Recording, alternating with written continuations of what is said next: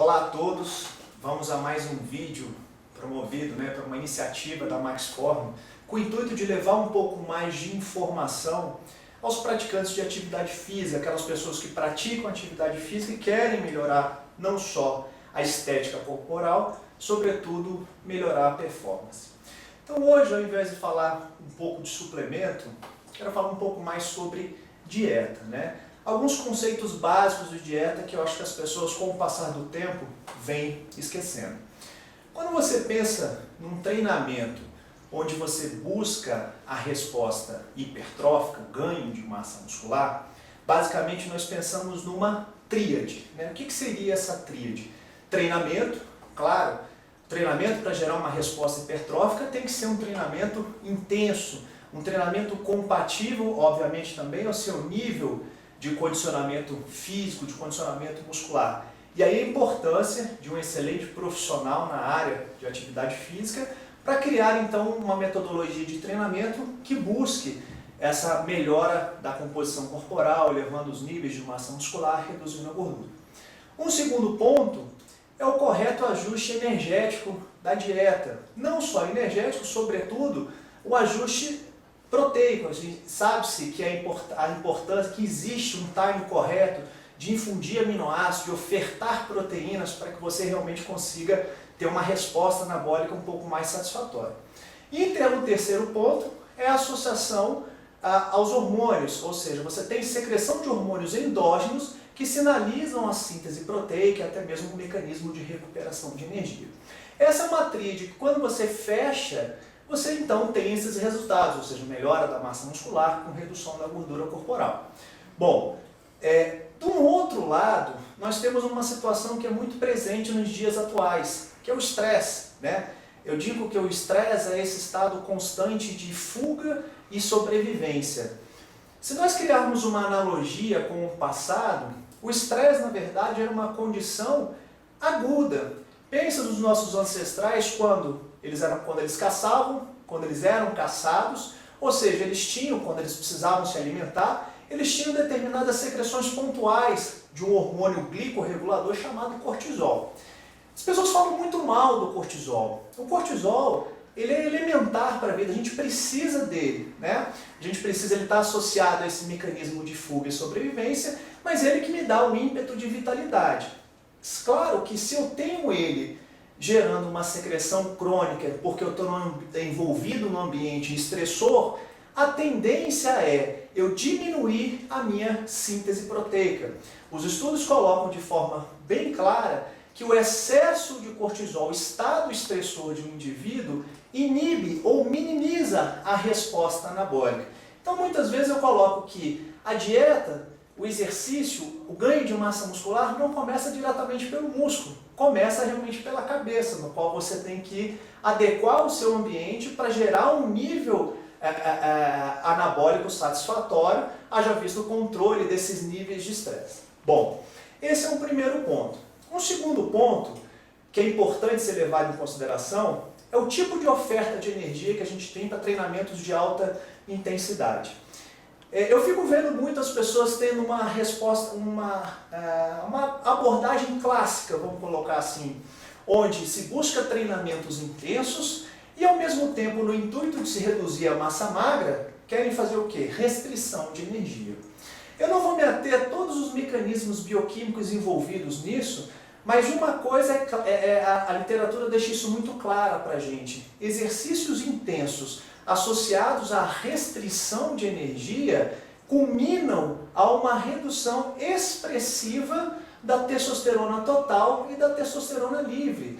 Além disso, a testosterona biodisponível, que é aquele hormônio que gera a resposta biológica, também tem a sua redução quando o sujeito gera treinos intensos, uma recuperação inadequada, com restrição de energia.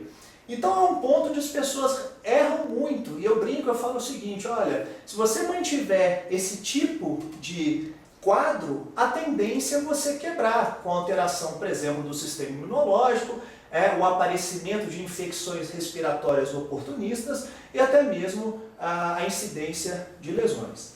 Então quando a gente pensa, por exemplo, numa atividade como o CrossFit, que é uma atividade caracterizada, na verdade até com um treinamento intervalado de alta intensidade, onde você tem grandes amplitudes de intensidade, é uma atividade diferente de outras que não têm um recrutamento energético tão grande. E aí sim, o correto aporte de carboidratos é essencial para esse tipo de atleta. As pessoas hoje têm buscado muito o CrossFit nesse intuito de melhorar a composição corporal, justamente porque ele tem um grande gasto calórico no exercício e, sobretudo, nas horas após o exercício, você tem realmente um incremento metabólico. Os estudos deixam muito claros que o aumento na oxidação de gordura é maior quando você submete o seu organismo, o seu corpo a treinamentos intervalados de alta intensidade. E aí o erro, como eu disse, restrição de energia associada a treinos intensos. Você tem um risco de alteração do sistema imunológico, aumento de cortisol e risco de lesões, baixa de testosterona e redução da sua resposta anabólica. Então uma das coisas que a gente precisa fechar, na verdade, não é simplesmente o consumo proteico, não é simplesmente ajustar a proteína nas recomendações clássicas de ingestão proteica para o ganho de massa muscular. Há bem pouco a gente vem fazendo algumas revisões para ver se saiu alguma coisa na literatura no que diz respeito ao ganho de massa muscular e proteína. Ainda assim, aquela recomendação clássica de 2 gramas de proteína por quilograma de peso ainda é a recomendação associada para o ganho de massa muscular. Inclusive tem trabalhos que associam ela até com a redução de peso. Agora, o que as pessoas esquecem, pensam só na proteína, mas esquecem do ajuste energético. E aí vem a importância do aporte de carboidratos para quem faz exercícios intensos. E em tempos atuais, o que a gente observa é basicamente uma espécie de fobia aos carboidratos. As pessoas parecem que têm medo de consumir carboidrato com medo de ganhar peso corporal. É importante deixar claro que a característica desse carboidrato deve ser levada em consideração.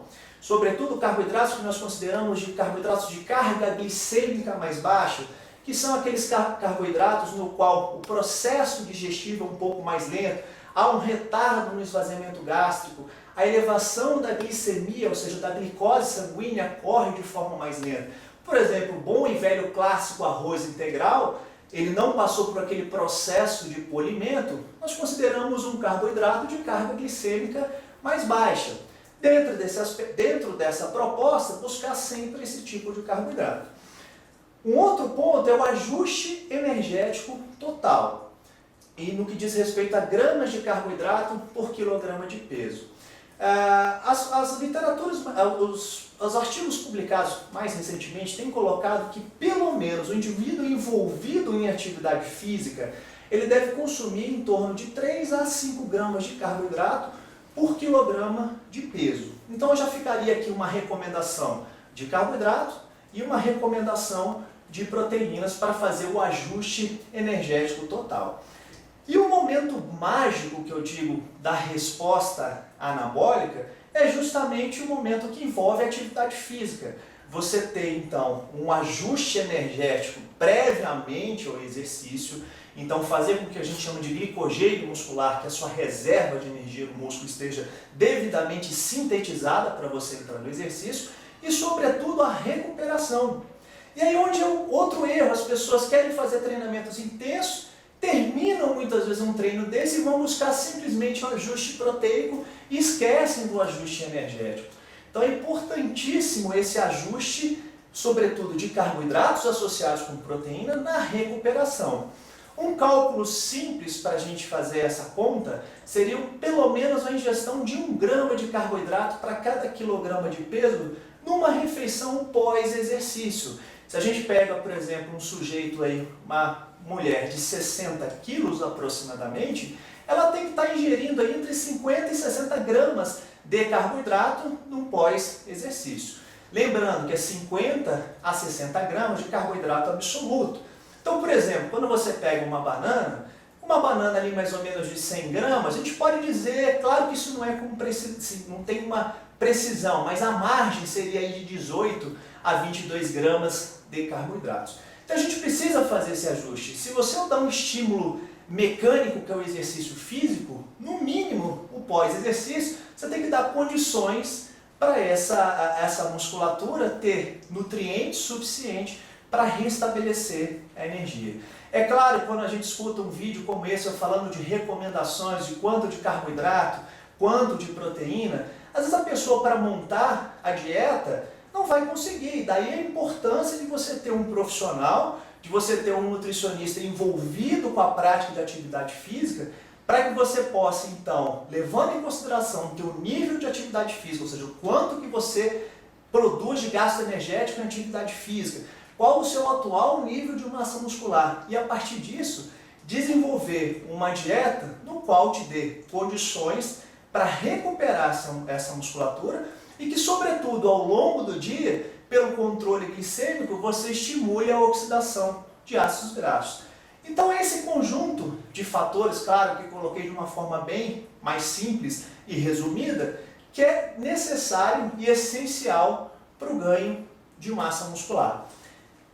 Obviamente, ganho de massa muscular e redução de gordura. Fica aí, então, a minha dica. Como eu falei no início, mais um vídeo com essa iniciativa da Maxform.